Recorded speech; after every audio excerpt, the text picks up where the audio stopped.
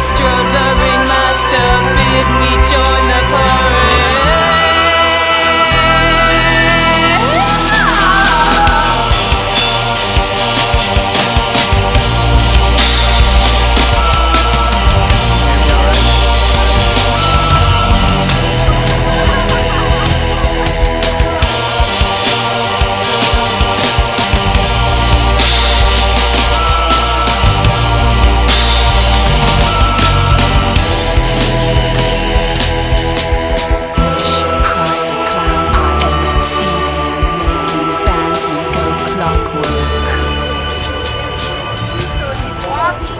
Alright, how are you? My name is Clayton Patterson. We're on Ludlow and Houston, right here in the corner of Katz's.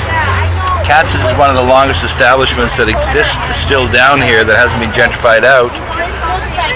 And, although I believe they sold their air rights. So we have, it was been here since about 1888, according to the sign here.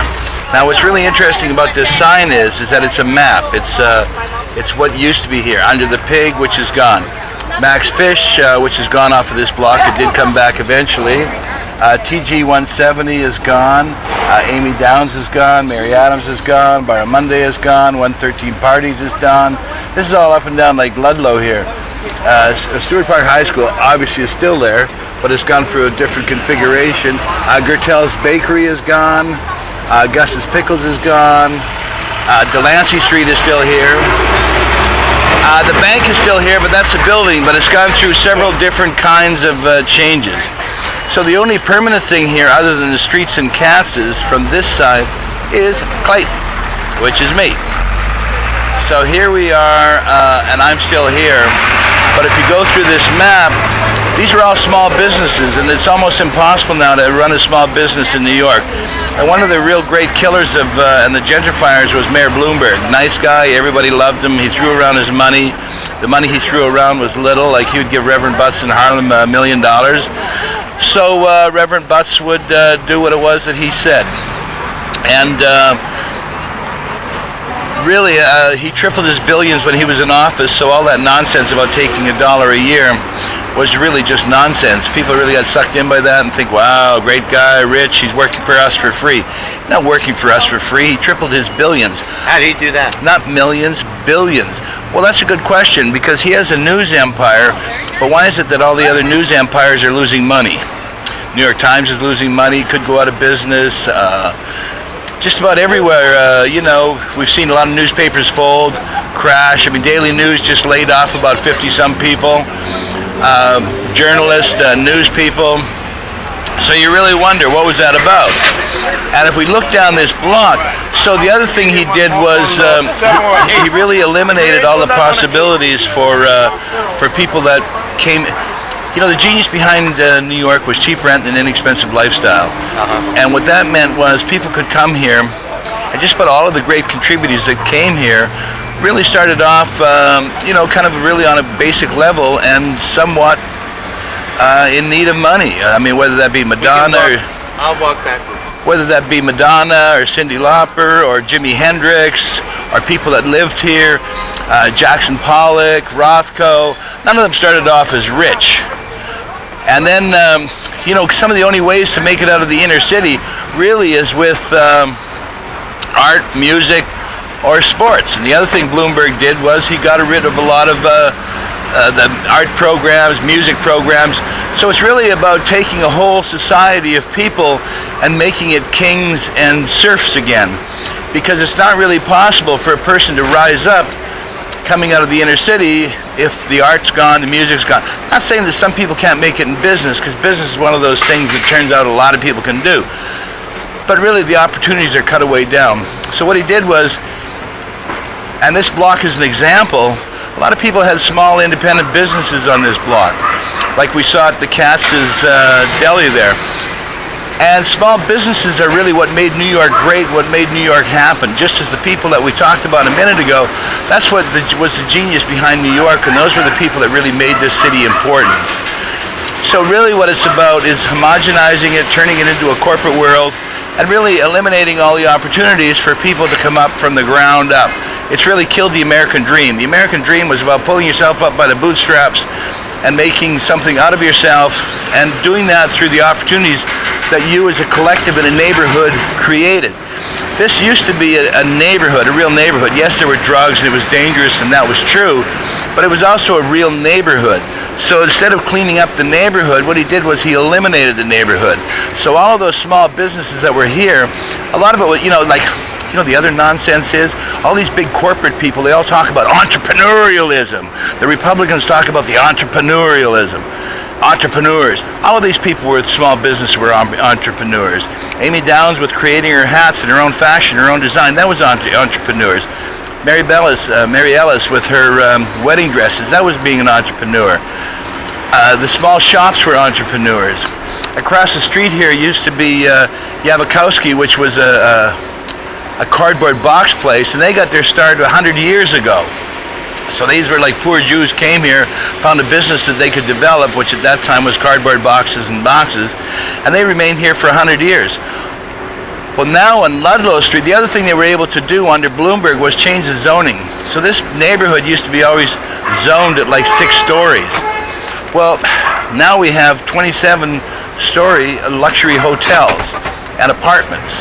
So what we have, for example, across the street here is a hotel. So this hotel really has gentrified out Max Fish, Pink Pony, and all of these other businesses.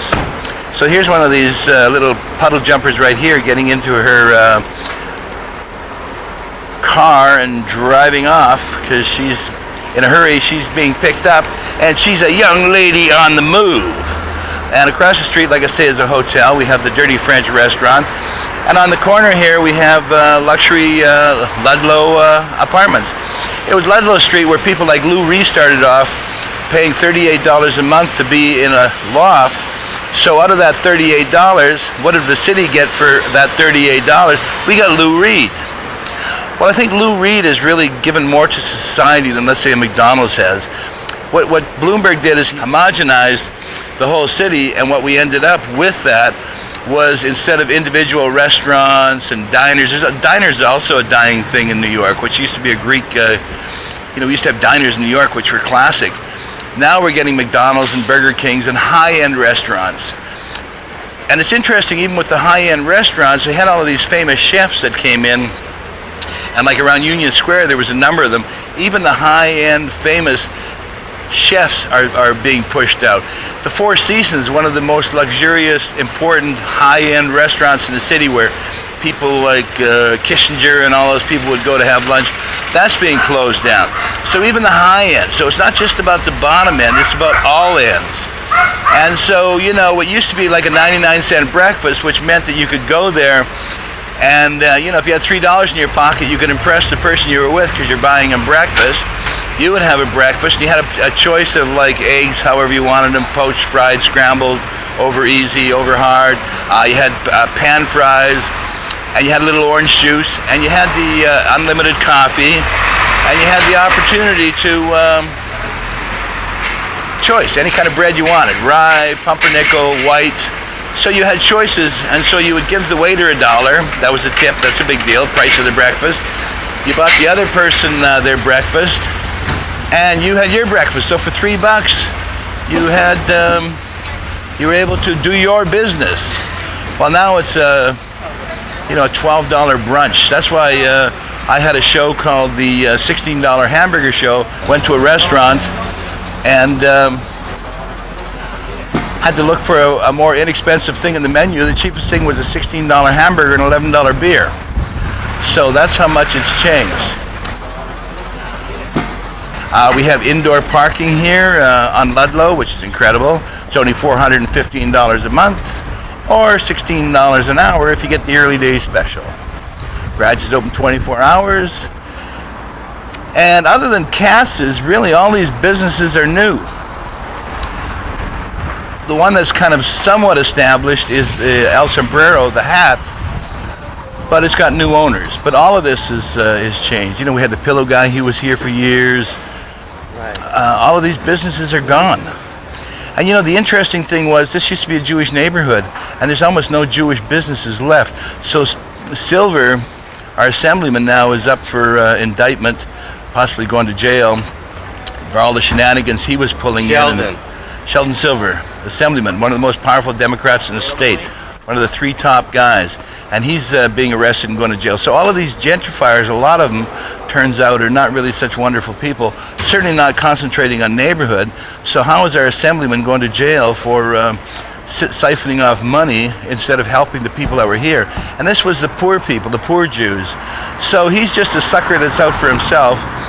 Rapvogel, the other person who was his partner in crime, was working for Jewish Poverty, Metropolitan Council on Jewish Poverty. He's in jail now too for ripping off money. So that shows you where these people's heads are at. And then they worry about guns and drugs and all that. Well, what are these kids supposed to do? They want stop and frisk, and they want to stop everybody and frisk everybody, but there's no opportunities anymore.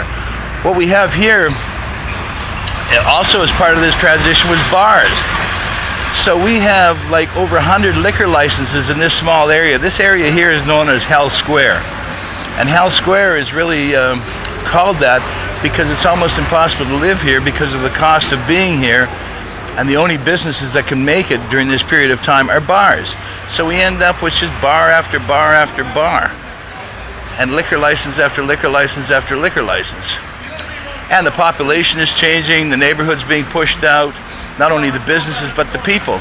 We had in this building right here, Taylor Mead, and this guy Shaul came along and bought 3 of these buildings. Actually, Taylor was in that one. And what happened was, it was really just a form of almost murder.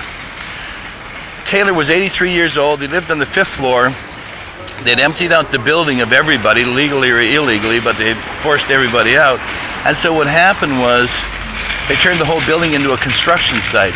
So it's not just noise from the neighbors, neighborhood construction, it's noise inside your building. So you have this constant noise of construction. You have dust in your apartment, they drill holes through his wall, and that's how we treat the elderly. Taylor Mead was a Warhol superstar. He's an American icon. He's an important artist, and this is how disposable these people are. Now Bloomberg stands on the fact that he supports the arts.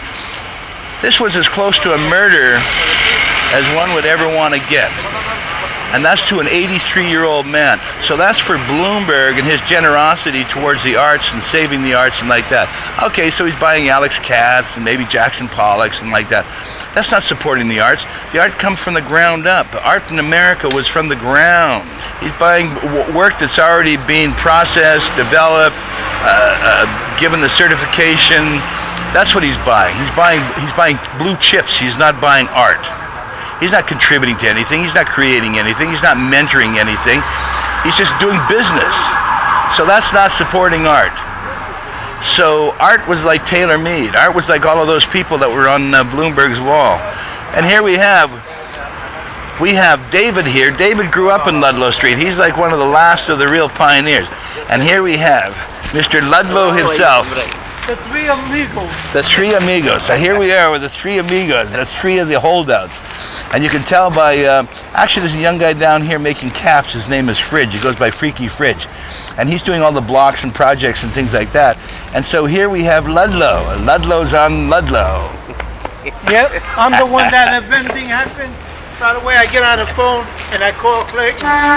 That's right. David here has the eye and ear of the block. Absolutely. And what I'm the mayor. He's the mayor of the Ludlow. So what we have is, whenever something happens, David has a police radio, a scanner, and if there's a fire in the neighborhood or something like that, he calls me. So then I come. And then there's got to be a real relationship over here between like the cops and the bars and things. Not that the cops want bars here, because your average cop working here, it's a terrible job to be here at night after 12, because you're just dealing with privileged drunken kids, and they're screaming, you know who my father is, and all of this nonsense, because they're drunk and they're stupid and they're puking on the street. But the head of the precinct council, Don West, he used to come here to this bar. He used to park here illegally. He had a placard from the police department, from the precinct, and he used to park in there, go in there and have his drinks, and somehow they had like 3 national nights out down here, and if you look at this neighborhood, there are no kids.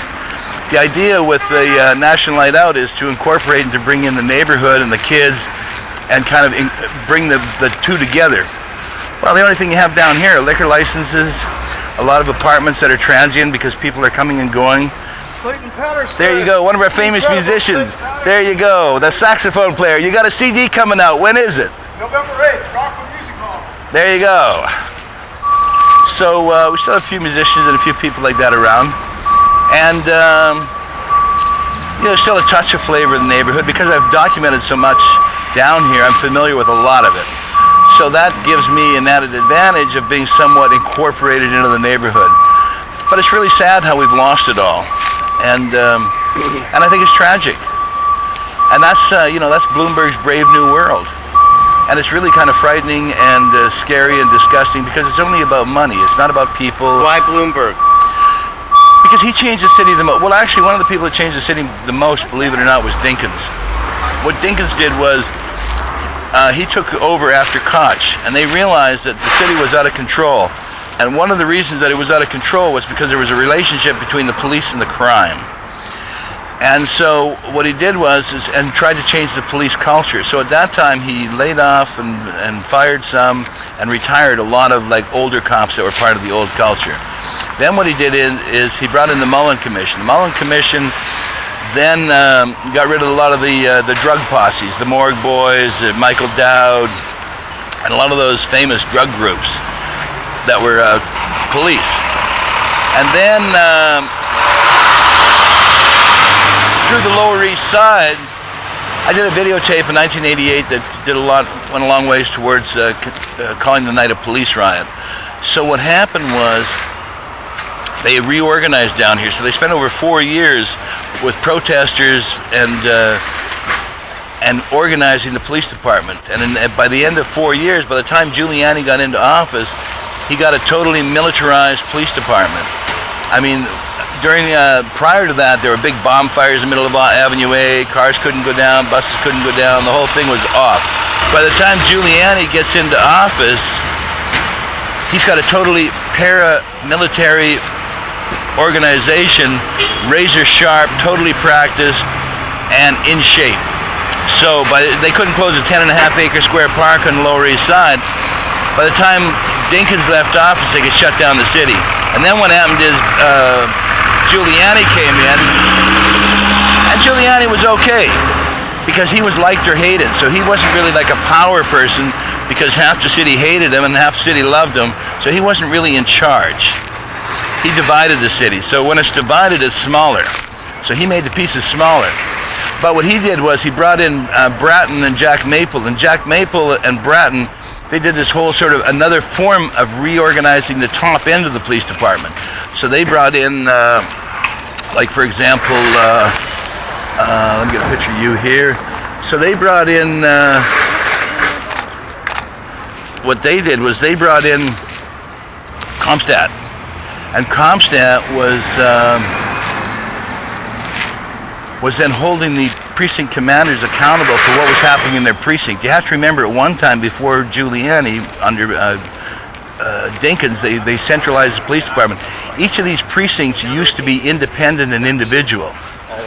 So, you know, that was like Fort Apache, the Bronx, and 9th didn't go into the 7th or 5th. They're all like private little spaces.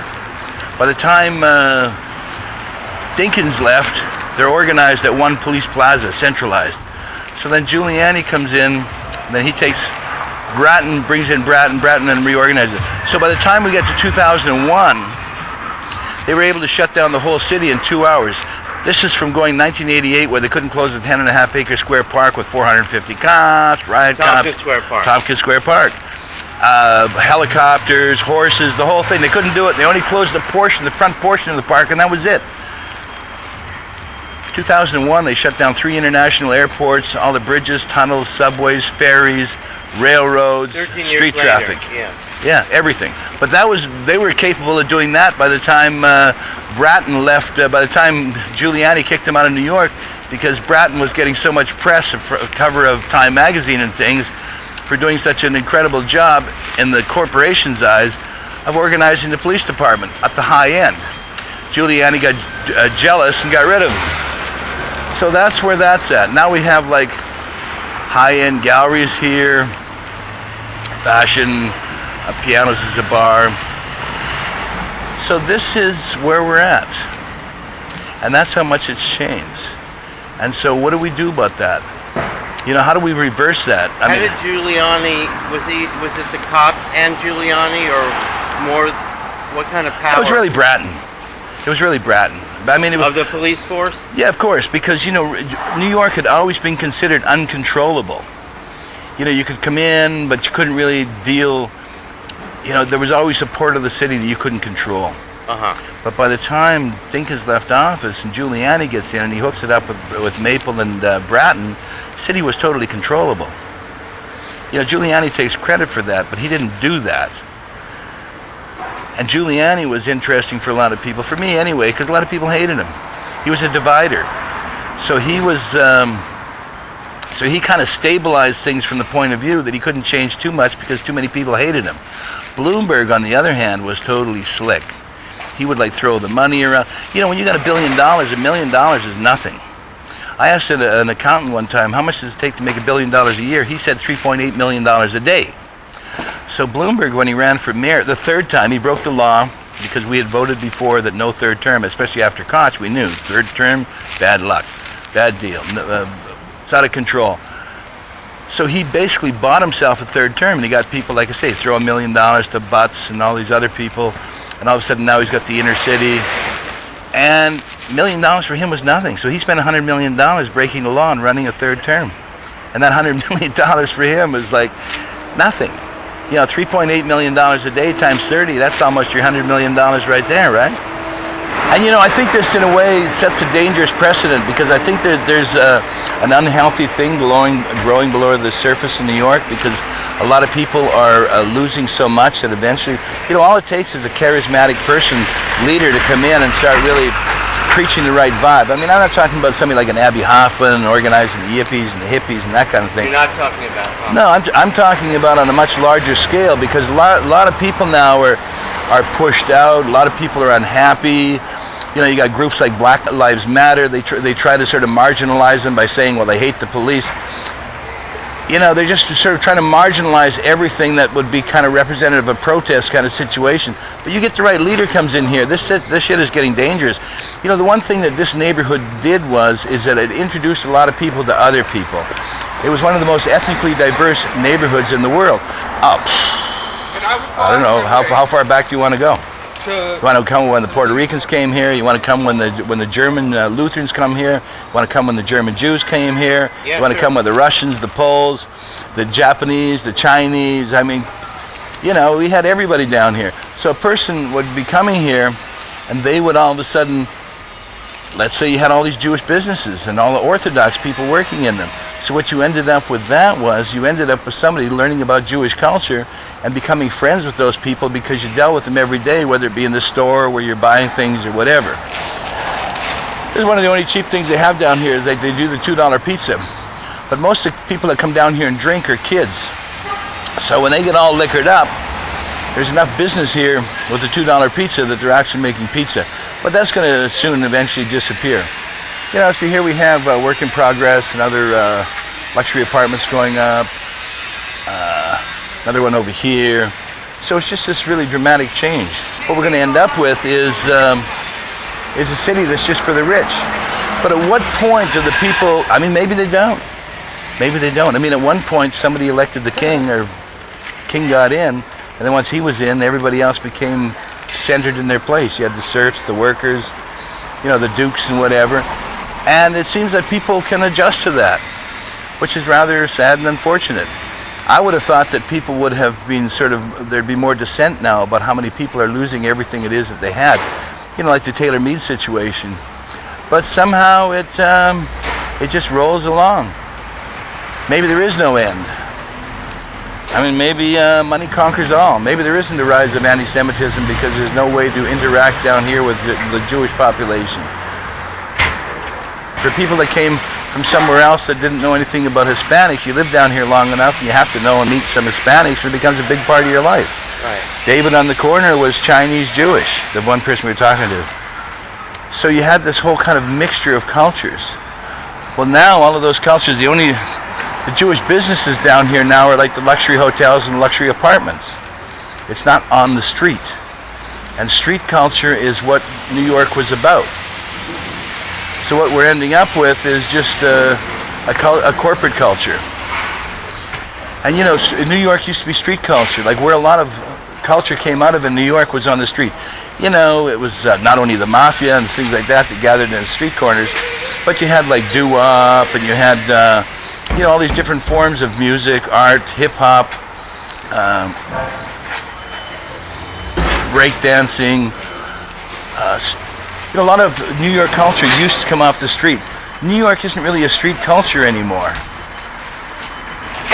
Streets are for pedestrians. You don't see people out here playing dominoes, kids skip roping. You don't see any of that down here. You used to see a lot of that. It's not here anymore. Yeah, I mean, look at all those drugs are still here. What are you kidding me? God, what do you think? Drugs aren't down here? Drugs are in Wall Street, they're in Hollywood, they're in the district attorney's office, they're everywhere. I mean, drugs are part of the fabric of America. Let's not kid ourselves. The unfortunate thing is they're switching over from illegal drugs to legal drugs, which are much more dangerous and hard to get off of. Oxycontin is a difficult drug to get off of. And it's far more dangerous in a lot of ways than heroin.